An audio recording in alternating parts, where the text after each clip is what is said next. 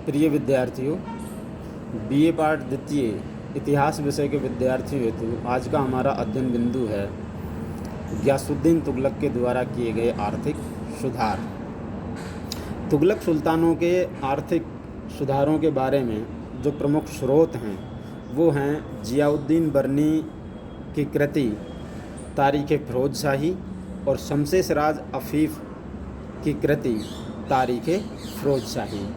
इन दोनों ही की पुस्तकों से या ग्रंथों से हमें तुगलक सुल्तानों के द्वारा किए गए आर्थिक सुधारों की विस्तृत जानकारी प्राप्त होती है।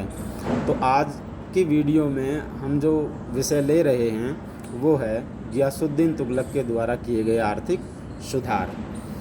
तो गियासुद्दीन तुगलक के आर्थिक सुधारों के बारे में पहली बात ये है कि गियासुद्दीन तुगलक द्वारा आर्थिक सुधारों की एक ऐसी व्यापक योजना बनाई गई जो अलाउद्दीन खिलजी के अत्यधिक कठोर और उसके उत्तराधिकारी तुगलक सुल्तानों की अत्यधिक उदार नीति के बीच में मध्यवर्ती समझौता था। अर्थात यहाँ हम ये कह सकते हैं कि अलाउद्दीन खिलजी ने किसानों के प्रति जो कठोर भू राजस्व की नीति अपनाई, जैसे भूमि की पैमाइश करना और भू राजस्व को 1/3 से बढ़ाकर 1/2 कर देना, इस नीति को, इन दोनों ही नीतियों को गियासुद्दीन तुगलक द्वारा त्याग दिया गया। दूसरी तरफ यदि हम देखें कि उसके जो उत्तराधिकारी तुगलक सुल्तान हुए, खासकर फ़िरोज़ शाह तुगलक को हम ले सकते हैं, तो उसने जो उदारतापूर्ण नीति अपनाई उन नीतियों का भी उसने पालन नहीं किया।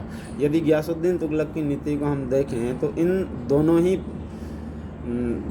प्रकार के सुल्तानों, अलाउद्दीन खिलजी और ख़ुद उसके स्वयं के उत्तराधिकारियों की जो भू राजस्व नीति थी, उन दोनों की नीतियों को तुलनात्मक दृष्टि से यदि देखें तो उनकी एक मध्यमवर्ती नीति का पालन करता हुआ गियासुद्दीन तुगलक नज़र आता है। दूसरी बात, गियासुद्दीन तुगलक के भू राजस्व के बारे में ये कही जा सकती है कि भू राजस्व में सुधार का उसका जो मुख्य उद्देश्य था वो किसानों की आर्थिक दशा में सुधार करना था। इसके साथ साथ कृषि भूमि का विस्तार करना भी उसका एक उद्देश्य रहा। जबकि यदि हम अलाउद्दीन खिलजी की नीति को देखें, भू राजस्व नीति को, तो उसका जो मुख्य उद्देश्य था भू राजस्व नीति को लागू करने का, वो एक तरह से राज्य की आमदनी को बढ़ाना ही था, ना कि किसानों की भलाई। जबकि गियासुद्दीन तुगलक का जो आर्थिक सुधार थे उनका मुख्य उद्देश्य किसानों की आर्थिक दशा में सुधार करना और कृषि भूमि का विस्तार करना था।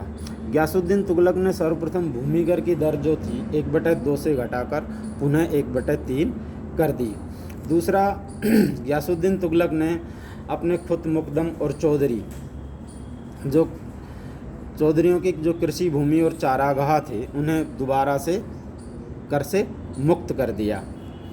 गियासुद्दीन तुगलक ने भूमिकर के निर्धारण के लिए अलाउद्दीन खिलजी द्वारा लागू की गई पैमाइश की पद्धति या मसाहत पद्धति को बंद करके गल्ला बख्शी को पुनः लागू किया।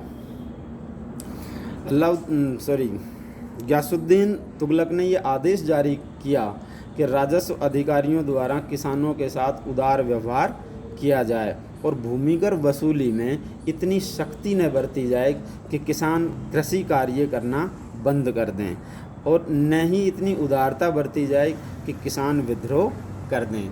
इस नीति को रस्म-ए-मियान के नाम से जाना जाता है। अर्थात एक मध्यम मार्ग था, ना अत्यधिक कठोर और ना अत्यधिक उदार।